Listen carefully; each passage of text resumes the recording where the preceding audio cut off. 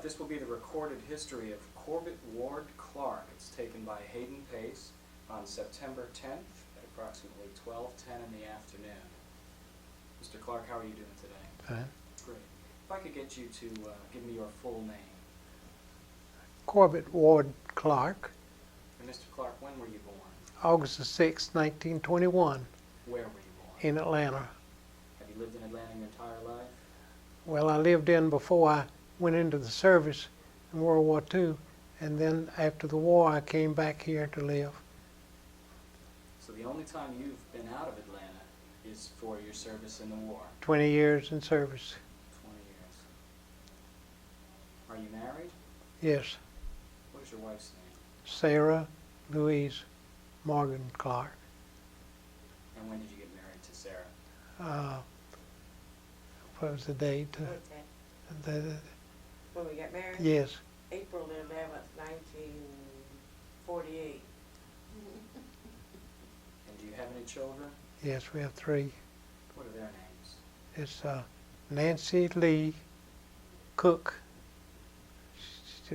Clark. She's married to Cook. And Margaret Ann Fitzgerald Clark. And Susan Jane Meredith Clark. It's Clark Meredith. Clark Meredith, I'm sorry. Clark Fitzgerald. She's married to Meredith. Well, let's go back to the point in which you started your service with the Army. What were your parents doing at the time? Were they employed? My father had passed away when I was 13. My mother was unemployed, just a housewife. And how old were you when you entered into the service? 17. And what led you to do that? Well, I joined the Atlanta National Guard, I guess for 2 reasons. I'd been in ROTC in high school and I kind of liked it. And it paid a little bit of money, which money was awfully scarce in those days. So that's 2 reasons. And all my friends were joining up. You know, the war in Europe is going. Everybody anticipated that we'd be getting into the Army, and so those reasons. Everybody I knew my age was either joining service or going into the National Guard, which I joined. Was this ROTC program in high school, was this in place even before the war had begun? Yes, it started at Fulton High School. I think Fulton High School in Atlanta was the first high school in the country to have ROTC. And we had a good ROTC unit, and I was an officer in the ROTC.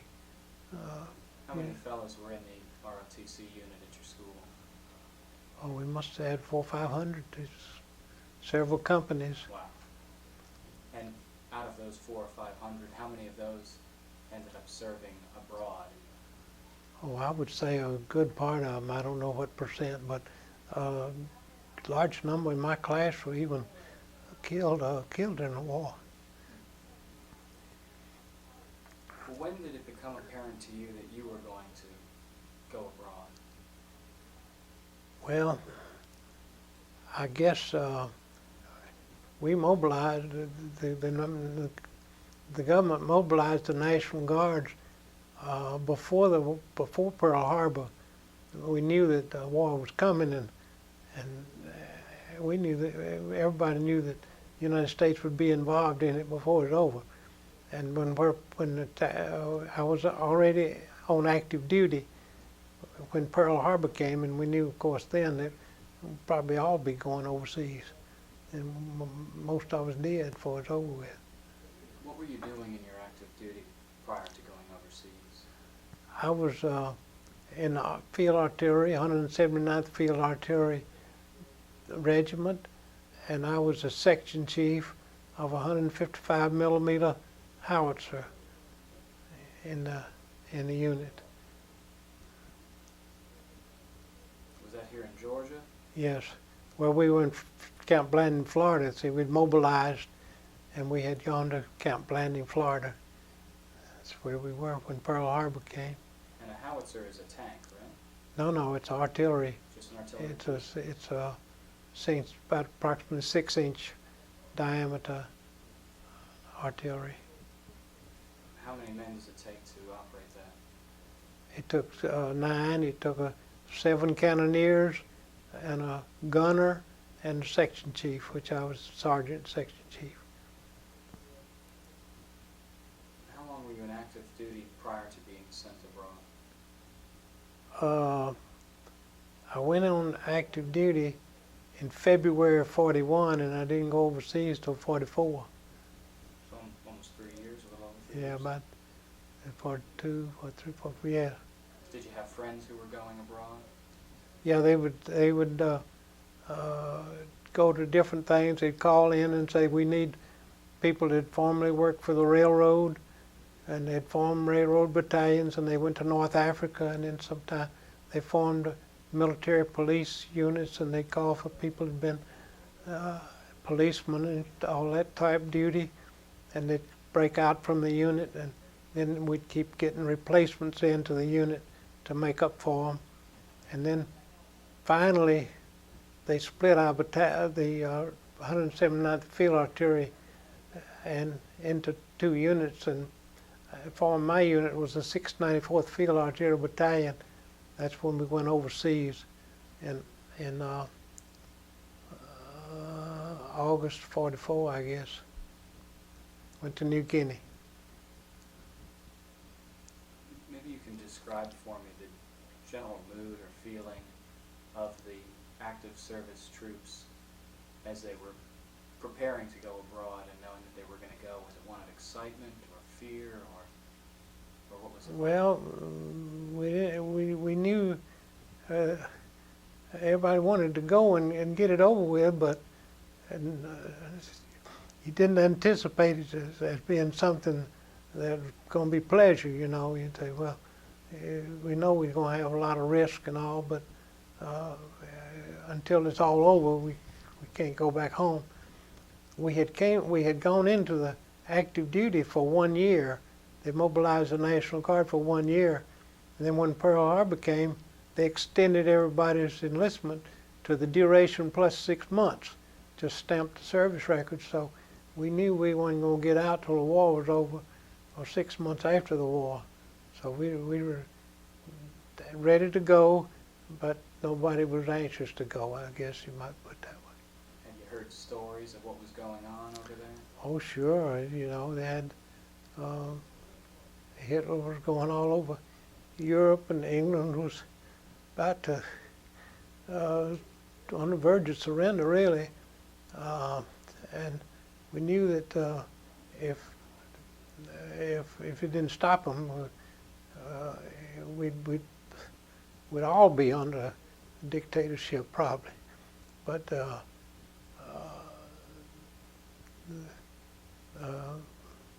in the Pacific, when Japan hit Pearl Harbor, they overran the Philippines and all the islands over there.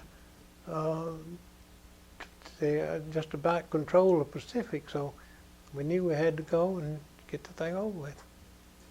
So you were in active duty when Pearl Harbor was bombed? Yes, I was. Do you remember when you first learned that it had been bombed? Yeah, I came back from just finished lunch in the kitchen, come back and said, Japan bombed Pearl Harbor. And they said, oh, good. They said, everybody said, we'll whip them in 3 months. They were wrong there. The rumors came out that the Japanese had wooden bullets, and that the ships are it's easy to sink and all that stuff, you know. And that didn't turn out right either.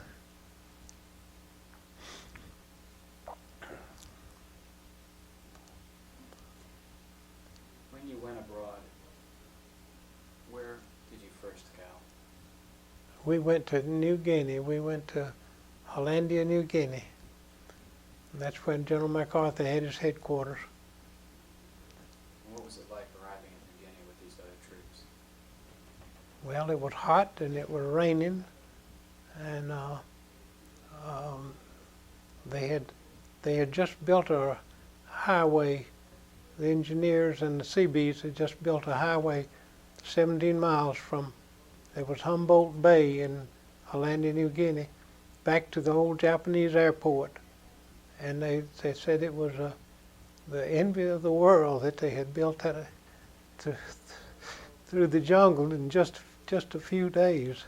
They had just 100 battalions working on that thing. And we landed and we took us by truck up through there.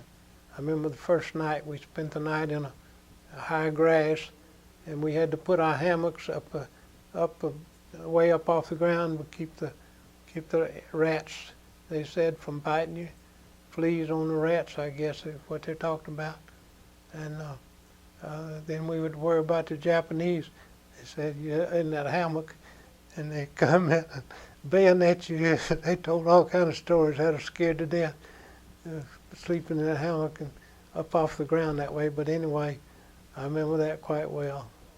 What was the average age of the troop that had just been sent up in New Guinea?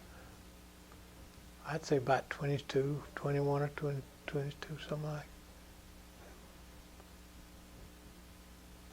And how were you divided up? Was it 10 of you in a group, and then those groups would form larger groups, or how was that done? Well, I had a section.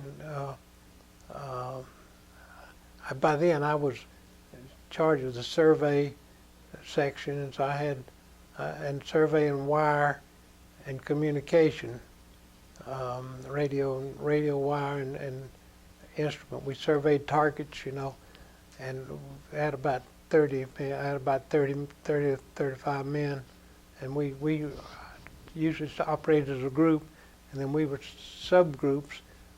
Our survey section, which I usually stayed with, we would survey targets, locate the targets for the artillery to fire on the infantry, and that's where we stay in groups.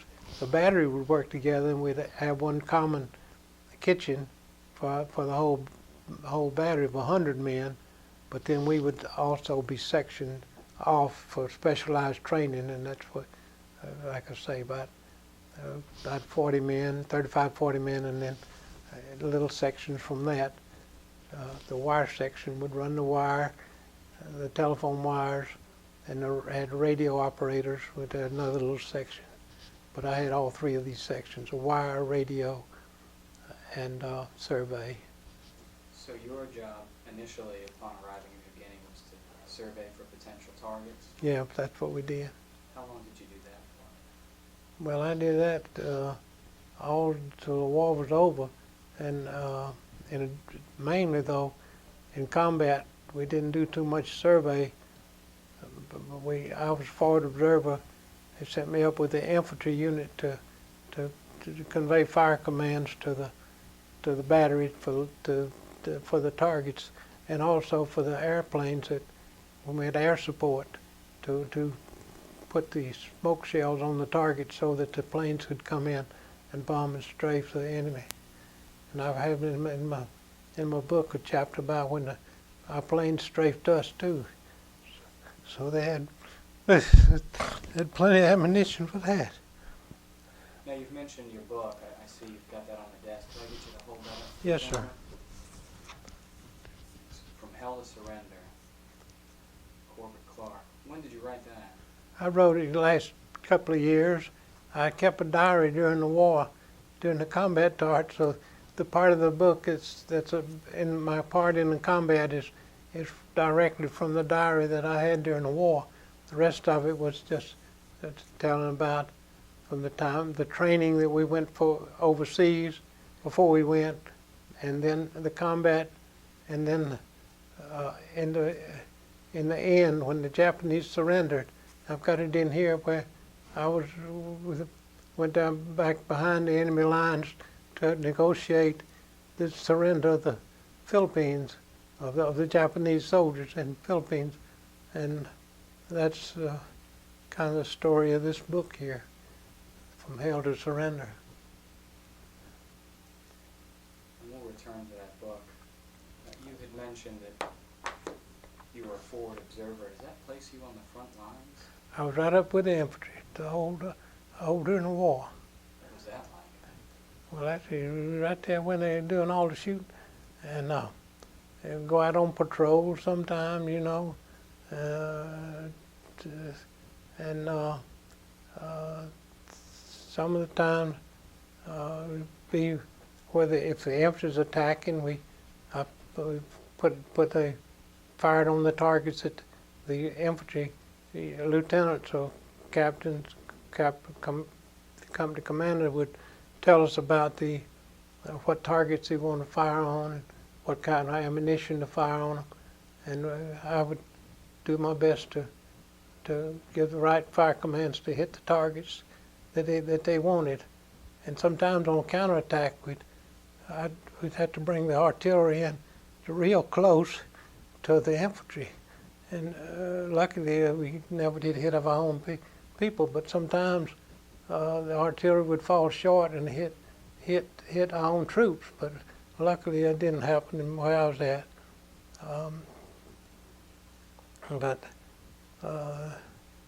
Yeah, a lot of things to take in consideration.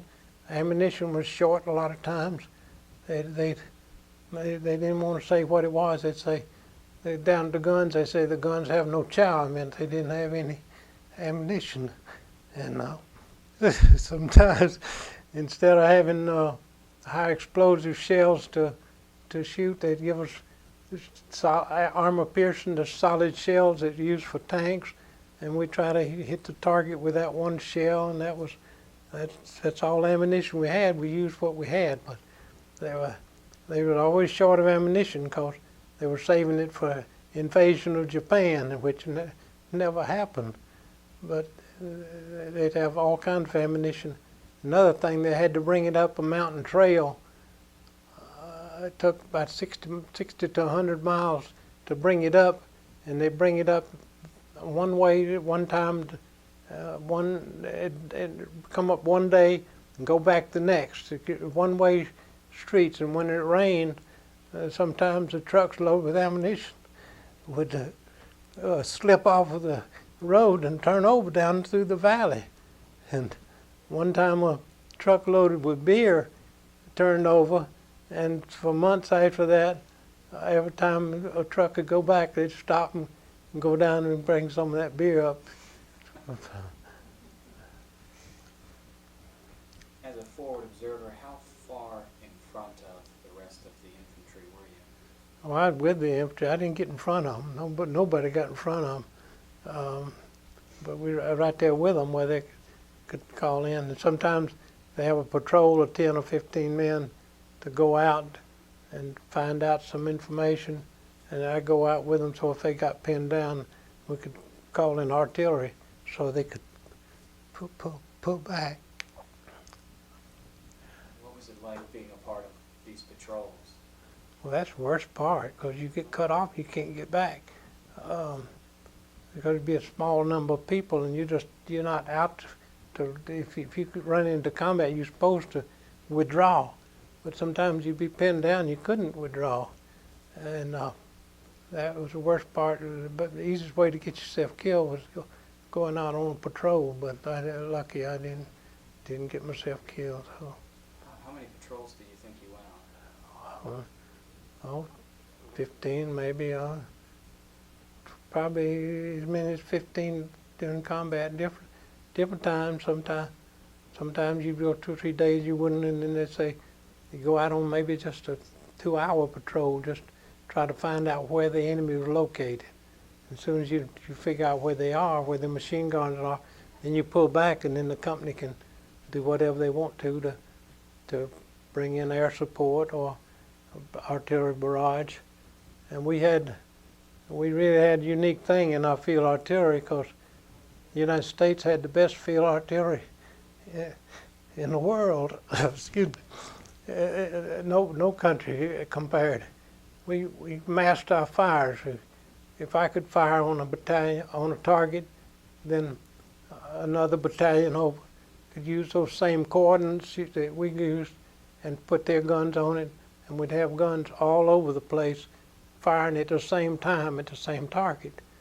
And we have that time fire, which the fuse, the shell would burst about 20 feet off of the ground, so it just scattered the area with shrapnel. So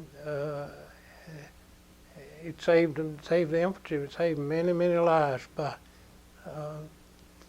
destroying the targets before they even reached there. They'd never kill everybody or kill them all, but they would weaken them so that they could do what they had to do. Do you remember any specific patrols more than others? Yeah, I remember all of them. Yeah,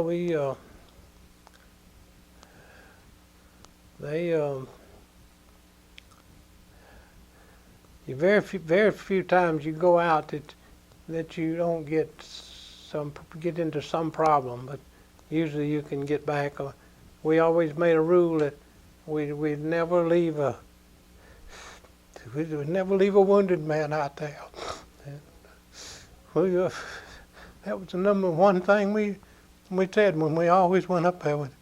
We never leave a wounded man. We never did leave a wounded man out, but a lot of times wounded people were left out, and the Japanese were very cruel to them sometimes, which I guess that's war, but it's hard to understand.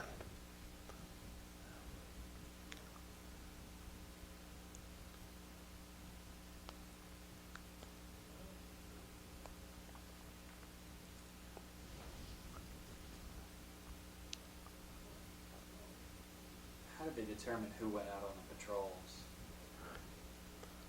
Well, the infantry company commander would say, I'm going to send a patrol out. I need artillery support. When they come in to get me, I'd have 4 men in my section, but I was the only one that would convey the fire commands. They would carry the radios and do the other things, help dig foxholes and things like that.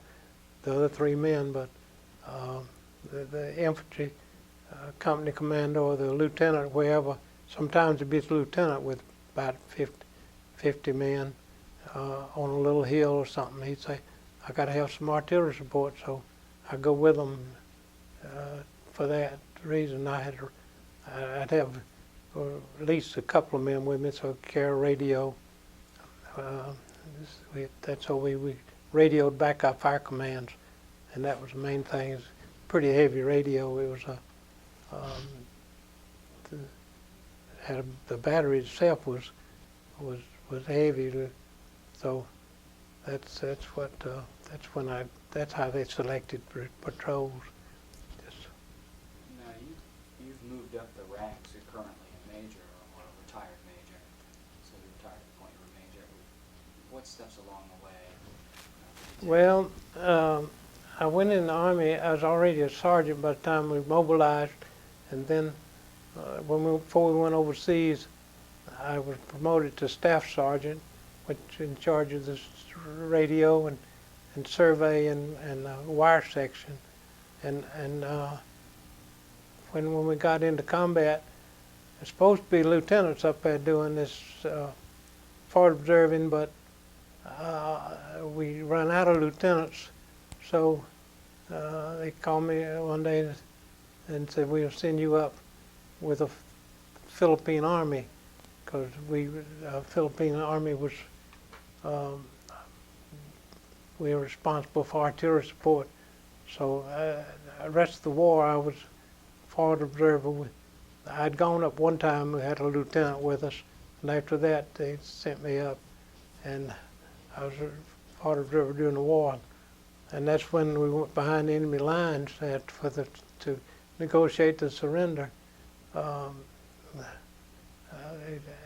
said I was the only American on the hill at the time. They said we want an American to go with go back there, and so then after the war, I ran into a lieutenant colonel that had been an advisor, Lieutenant Colonel John P. O'Day. He'd been the advisor to the Philippine Army, and he'd been up the front lines, and he knew what I'd been doing he said, I thought you was an officer. Said, I put you in for a lieutenant. And I said, well, I'd gotten a wreck and broke my leg, and they sent me back right after the war, and I never heard anything. So he wrote me a letter, and about 2 weeks later I had a commission. And so after that I worked on up to stayed in the Army, and I got promoted to first lieutenant and captain and then major, and then retired as a major. So I spent 10 years enlisted man, enlisted service, and 10 years as an officer. That's the story of that. You said you were the only American working with this Philippine Army? I was on the hill the day that, well, there was a couple of my Ford Observer party with me, but they wanted, and what happened is it was the 20th of August, 1945, and the Japanese had they'd surrendered over in Japan, but they hadn't surrendered. They hadn't surrendered in the Philippines, I guarantee. And it's supposed to have been ceased firing, but they were still shooting. The war was still going on. So this first an American officer came up from intelligence service and was going to go behind the enemy lines to negotiate, and he had a flag of truce, and he got about 200 yards away, and the Japanese shot him through the legs, and he fell, and we sent somebody out and got him, brought him back, and then the same day they came back. The Japanese officer came back to our lines with a flag of truce, great big old, looked like a half a sheet on a long stick, and he said they wanted somebody to come to their headquarters, and so one volunteer. So I volunteered, I guess, and the Filipino Major Eduardo Boye was his name. He went with us, and a sergeant, Philippine sergeant, and we went with that Japanese officer back to across their lines. We saw the guns and the men all over the place, and we got there and said they had a white horse parked there, and had a big ditch dug out, and he was in there, and the Japanese cave was there, and they said, take off your shoes, and we went in that cave, had it all railroad cross ties all around to support it, and we sat on the floor barefooted there, and the Japanese officer was saying, what would it take if, or how could we start the fighting and all? And we said, first they got to quit attacking. They attack at night. To cut out your attacks, cut out your mortars. Mortars was worse. Any firing at us, and then we would stop our fighting. We'd stop our stuff, and they said they're all hungry and they needed medical care, and we promised them we'd get some food, and they wanted some rice and medical care, and they were worried about walking back because it's 60 miles down through a real mountainous dirt road to walk. And you remember Bataan, where they had the death march. The Japanese marched 60 miles or so, and so many of them killed, and they were afraid we was going to do the same.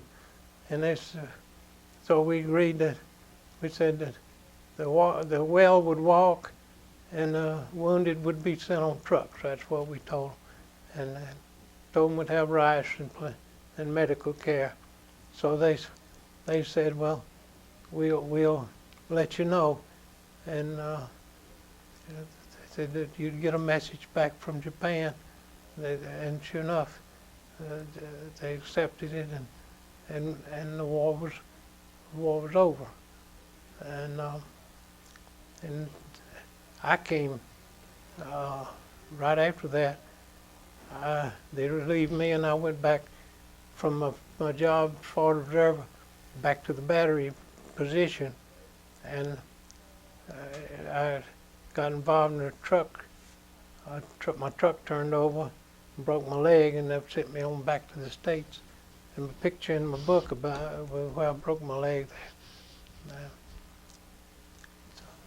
When you went to negotiate with the Japanese, did you have authority to be making promises like escorting them down the mountain and providing trucks for their injured and things like that? I just told them that the United States would do that, would do it, and they wound up doing exactly that. When I left there, they were bringing big old long open-bodied trucks. The Japanese are standing up. I bet there's 50 in there. They're standing up, just packed solid, and they were coming down that mountain trail in those trucks. And have you had any experience negotiating, especially? no, I haven't. No, not to know of.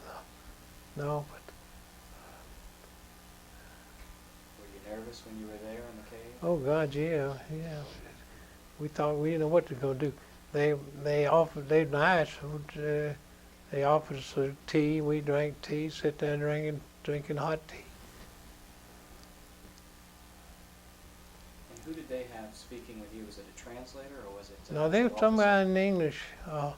One of the officers spoke English. I think there were 4 of them there at a table, and they were just sitting down. They stood up, and there were 2 or 3 of them. The only one of them was speaking English. Spoke English. He spoke English very fluently, and I think he said something about he had been to the States or something. And you mentioned that the decision to surrender was obviously straight from Japan. Yeah, Japan had to give the order, but Japan had instructed them to make contacts to try to surrender. The battle that you were involved in New Guinea, the series of nights on that hill. No, in New Guinea we didn't do any fighting. The Japanese had gone into the jungle and they tried to keep them in there. They didn't try to go in there and get them out. Oh, I'm sorry. Where was this that took place with the cave and the hill and the battle? Luzon, North Luzon, Mountain Province. They gave me a Silver Star for it.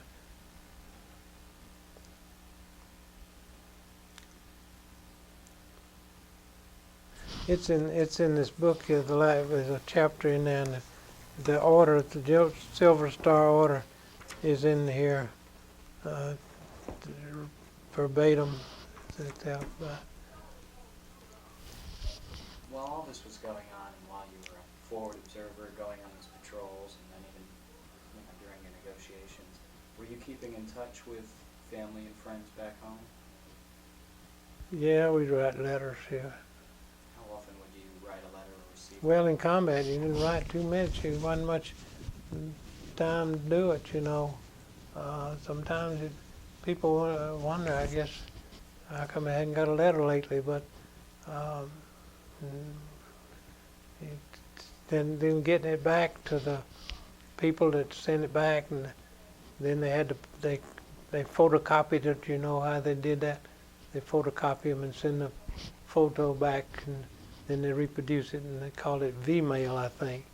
But the process was long, and letters was kind of getting short. I mean, you don't get too many letters, and then sometimes you get a handful at one time, you know. Were you continuously in combat, or did you take breaks periodically? I was continuing. The field artillery don't get breaks. the infantry gets the breaks. They say the artillery's um, always on the line, because they're not the cannoneers and all. They're not busy all the time, so it's kind of, and they're kind of away from the lines. They get mortars and artillery fire on them, but it's not like up with the infantry. They don't get relieved like the infantry does. They pull back the infantry regiment to rest and bring another one up, because they can't stand it too long at one time. But no, I was up there with them most all the time. Different units wherever needed artillery support. But the main combat that I did was when I went up with the Philippine Army, 121st Infantry Regiment of the Philippine Army. This battle at Yeah, all that. That's when we went behind enemy lines from the 121st Infantry Regiment of the Philippine Army. Did you witness sort of the psychological impact of the sustained combat? Where the field artillery isn't getting breaks, did that affect the troops? Well, yeah, they get tired. They get tired, but that's the way it was. They couldn't afford to pull them back. They had to have it all up there.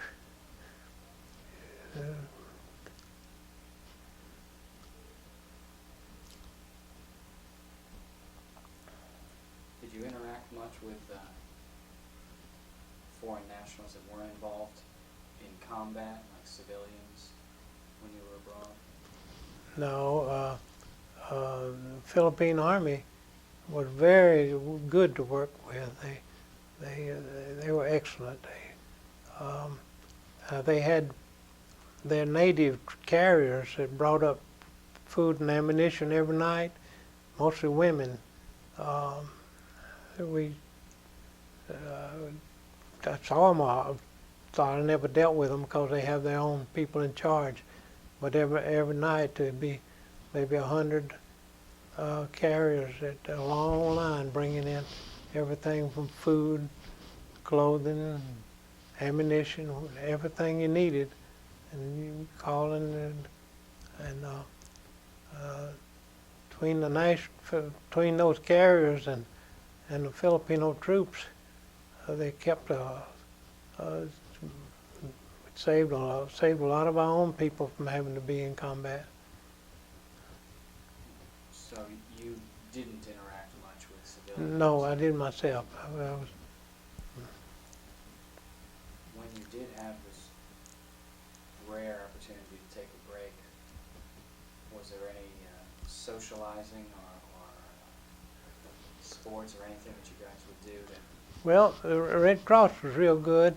They had these Red Cross stations, different places. It maybe be a few miles away, but any opportunity we go down to the Red Cross. You could get a shower, and you get something to eat, to drink, letters, stationery, toilet articles, all that stuff. And everybody liked to go down there anytime you get the chance. That was about the only recreation that there was. They play cards, things like that. I assume you developed a number of friendships as a result of this while you were over there. Oh yes, they still come to see us. We have friends in Indiana and Florida, and the colonel that I had been a captain under, he's coming down to see me. He comes down, lives in New Jersey. Colonel Luther D. Arnold was a captain. In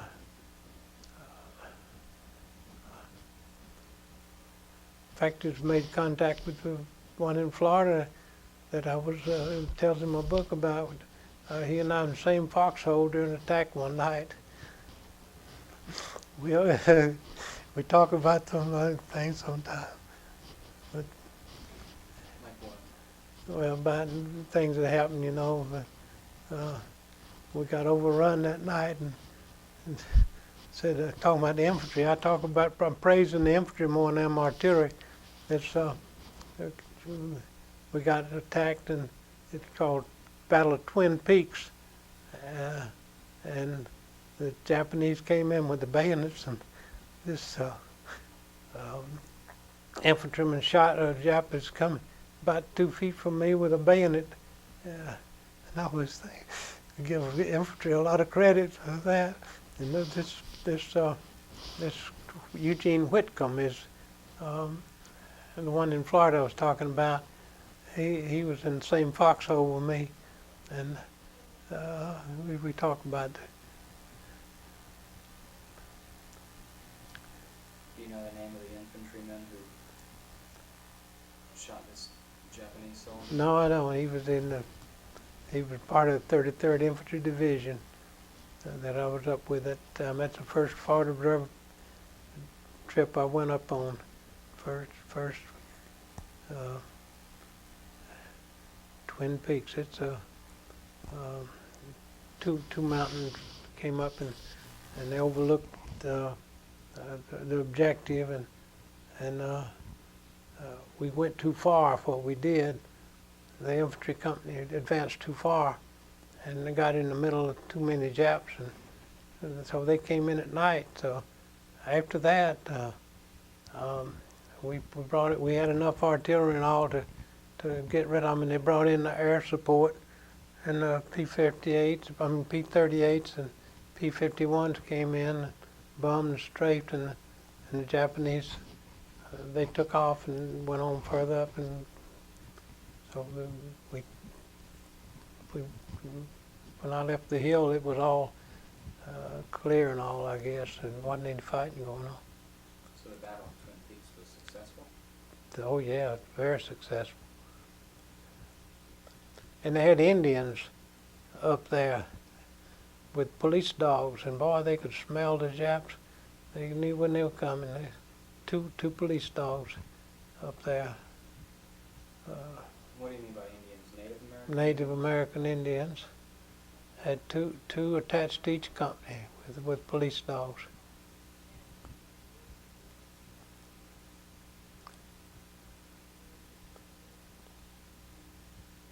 And their job was to also sort of play a role? Oh, they could smell them Japs, those Japs, when they're coming in, they'd hear them, you know, they keen, they in fact, one dog was killed up there. I don't know how he got killed. One dog was killed on that hill. Did you know the Native Americans? No, I didn't know.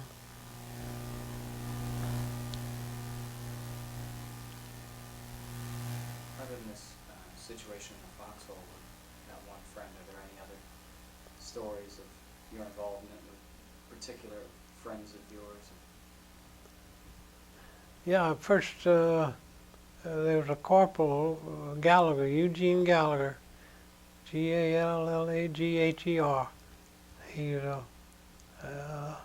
we on a trail going up to the front lines, and we got mortar shells started coming in. He rolled down the bank. His arm was bleeding. I think his left arm, I think, was bleeding real bad, and he rolled down the hill, and they questioned whether or not he got hit by a mortar or whether he just a rock or something. But anyway, they gave him a Purple Heart, and I think a mortar shell fragment hit, because fragments will go everywhere. And the shell hit real close to us anyway, and that was the first casualty I saw in the war. And they shipped him on back to the States. I never heard from him until I saw in the paper where he had died, and that's several years back. Now, you received a Silver Star. Yes, and I got a Bronze Star. I didn't know it till they surveyed my military records for disability compensation, and they found that in the records that's supposed to have been destroyed by the fire back in some time, and they found those records, and they were real brown, where they were scorched, looked like they'd been scorched by the fire. And VA had a big stack about 6 inches high of those records, and somewhere in those records they found that was for conducting fire, artillery fire under fire, is what I got that for. But I never did get the official, the medal. I got to write to the Army and get that thing issued one of these days. Yeah, just simple things that everybody gets, like all kind of ribbons for being in theater of operation and American Defense and Good Conduct Medal that all enlisted men got if they didn't get in jail, I guess. They're nice to have, but there wasn't anything being heroic about it to get them, you know. You see them get a chest full of ribbons, but they just mean you were there and qualified. So other than Corporal Gallagher's Purple Heart, can you think of any other medals or acts of heroism that were commended? Oh yeah, this Eugene Whitcomb that I told you about, he got the Silver Star for conducting for radio. He climbed out on the end of the peak, and under fire he transmitted some orders, fire commands that kept us from getting overrun really during the night, all night long. We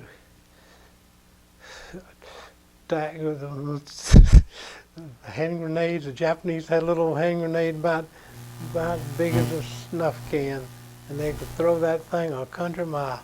And they just throw them off. They'd hit it against their steel helmet to activate it, and you could hear them tap it, and then they'd throw it, and then they could, pretty accurate, you know. One of them came in the foxhole with a guy, and he was shoving dirt out, trying to get out of the way, and he jumped out of that hole and lay down, and that thing exploded and threw dirt all over everybody. Let's see. We had a sergeant that brought his gun. He was a section chief, and Sergeant Crisp was his name. Joseph Crisp brought it to exposed the gun up and knocked out a enemy artillery unit, and he was decorated, I think, with Silver Star, and he was an old-time regular Army sergeant, and that's the only ones that got any decorations that I know of in my unit. The 3 of us, I think. There might have been somebody I didn't know about. Didn't know. There were a good many Purple Hearts, and we had some killed, several killed, and mostly when they went out on patrols with the infantry. That's where you get yourself killed, is getting out there. We were strafed by on planes though, and we almost all got killed one time. That was P-38s. They mistook us for Japanese troops, and we stopped them just in time, because they just shooting those 50 caliber machine guns, just spraying. I was in a hole right next to a great big pine tree, and it's knocking those limbs off, falling all over us. Those when they're hitting the ground. But this Colonel O'Day that I told about, John P. O'Day, Lieutenant Colonel, he was there, and I was trying to get him to stop, and he wasn't listening to me. And he said, "Bring the radio over to me." So I got out of my foxhole and came over to him. He got on them, and when he started talking, they finally stopped strafing, and then they rolled them P-38s, you know, the twin engine. They rolled over, like the victory roll they call it, but we say it wasn't a victory roll that day, because it's just the opposite. But those things happen, and nobody said anything about it. And they never did fix the blame for anybody. And then I guess it's just an act of couldn't be avoided, communications. Were there any Americans injured in that? No, a lot of Filipinos. Yeah, I got out of a foxhole that the guy, Filipino, shot a bullet right through his neck. The first aid men came and got him, took him out, but he died. I don't know if I'd stayed in that hole, whether they hit me or not. So maybe the colonel calling me up that into his foxhole saved my life, I guess. You mentioned that a lot of the fighting was conducted during the night. Japanese, it wasn't our idea. We never did attack at night. The Japanese attacked at night. That was their specialization, attack at night. Did you find that they were better trained for night fighting than the Filipinos? Oh boy, yeah, oh yeah, they were better trained than anybody in night fighting. What was it like to fight at nighttime? Well, you couldn't see, you know, you see something out there looking, and you look like maybe it's somebody there, maybe it wasn't, and finally maybe they show up, and when they come in, they just come in like crazy. And one time we had that concertina wire, that barbed wire that stretched all around like round circles, and we had it all around the unit, and the infantry did, and the Japanese come in there, and the Americans, the infantry just shot them, mowed them all, and said in the morning, said there were Japanese all over that barbed wire. They just didn't have any sense of safety or anything. When they were going to come in, they decided to come in. They were going to come in there. See, they'd had some amazing success when the war started. The Japanese had. Everywhere they went, they won. They overran the British and the Americans all over the place, and they captured the Philippines and Singapore and all those islands over there, and that's where their tactics were. Just go in there and just catch everybody by surprise.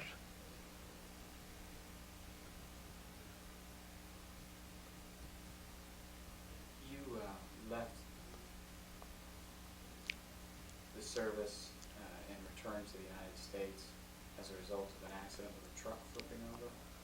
Yes, my truck. The fact is, I was going down to the Red Cross when it happened. After I left the combat, and then gone back to the rear area where the artillery was.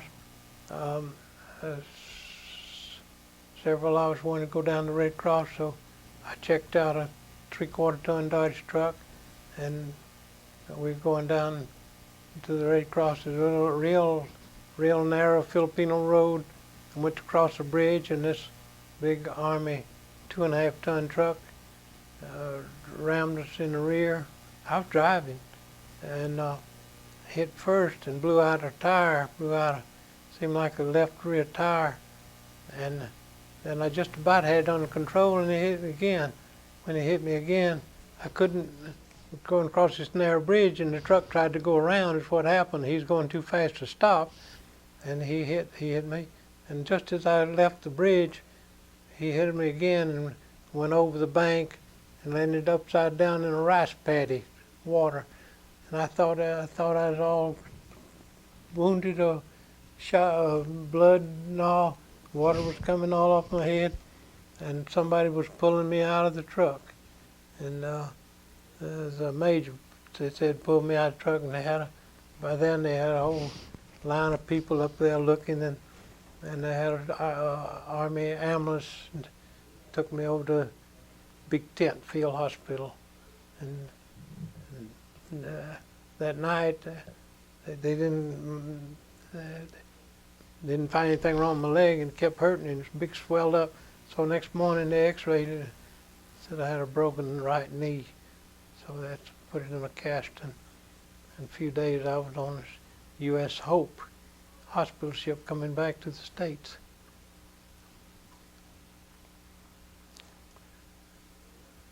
was it like to arrive back in the United States? Well, it was nice. The hospital ship was great. They treated us nice, and we took a long time to get there. We came into San Francisco, and they had a band. Yeah, they had a band playing, and then they put me on a plane, and took about 3 days, I think, to fly me from West Coast to Oliver General Hospital at Augusta. We stopped every time we turned around. They wasn't any through trips, I guess, back then.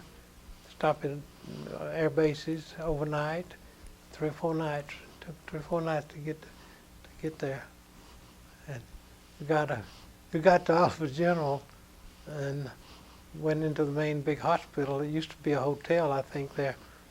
And the nurse came back and said, any enlisted men here? And I said, yeah, I'm an enlisted man. He said, this is an officer's hotel. So they said, ship me over to Bush Field, was a barracks, some kind of short, one-story buildings, I think. They put us in there and stayed there for a few days, and then I went on down to Welch Convalescent Hospital at Daytona Beach, Florida. Stayed in that hospital till May, from November sometime till May with that leg, and finally got out. And I don't know why I stayed in the Army, but I did. I stayed in. I'm glad I did, but everybody else was getting out, and people wondered why was I staying in. But main thing I stayed in because my leg was bothering me, and I said, well, I'm going to stay in and see if this leg straightens out before I get out. So I stayed in another year, and then I already had about 6 years in, and I got a commission, and so I just stayed in, which is, I'm glad I did. It works out good now because at least I got good insurance in case I need medical care, and a lot of people don't have it, I know. So. Well, what was the transition like from combat to being over here as an officer? Well, I didn't sleep much at night for a long time. I tell you, that's about the worst part. Is just anxiety, I guess, or just winding down. Maybe, I don't know what. They call it something else now. They didn't used to recognize anything combat being any problem, but I think they do now, much more so than they used to. What they call it, stress. What is that they call it? I forgot. Post-traumatic stress? Yeah, that's what it is. Yeah, they recognize it now, but they didn't used to recognize it. How long did you have sleepless nights afterwards? Oh, for years. I don't know, for years. I don't know if I ever got where I could just sleep all night without nightmare or something like that. Do you still find yourself suffering? Sometimes I do, yeah, I do, yeah. It's sometimes, well, you know I do.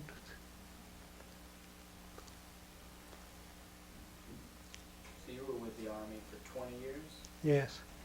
Did you do anything after leaving the Army? Yes, I went to work. I taught school. While I was in the Army, I learned Russian at our Army language school in Ramgau, Germany. And I came back after I got out. I taught Russian in Gordon High School at DeKalb County for a year. I had 2 classes of Russian language, and I enjoyed it, but it didn't make enough money, I guess. So I got a job with civil service, and wound up being training officer for Fort McPherson for the civilians and for the military and for the reservists. And I retired from that. And then after I retired from 17 years civil service, I kind of did some independent real estate work, just as a hobby and to make a little extra money too. So that's been about the story. Well, I'm through with my questions, and I know we have only touched on, I'm sure, a fraction of the stories that you've got. Are there any stories that you feel are important for us to have recorded today? Or do you think we've got a good slice of it? I tell you what, this battalion I was in, the 694th Field Artillery Battalion, the commander was a Major Charles Pershing Brown from Oklahoma.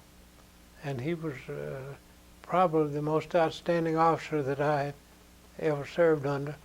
He got promoted to lieutenant colonel while I was over there after a big fight we had, big artillery barrage thing, and he had been responsible for defeating the Japanese, and he became a major general and one of the very few field artillery officers to ever reach that rank.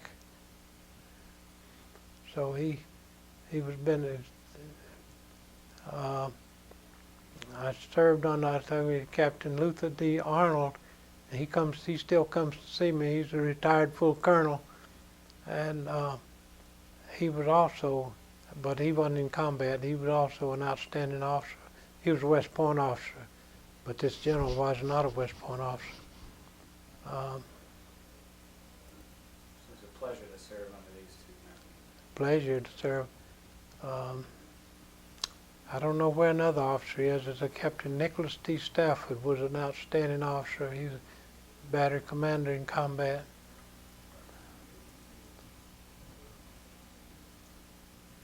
All right, well, I think we're done. I just have one last question. What is harder, doing patrols or teaching Russian to kids in Georgia? Russian was easy.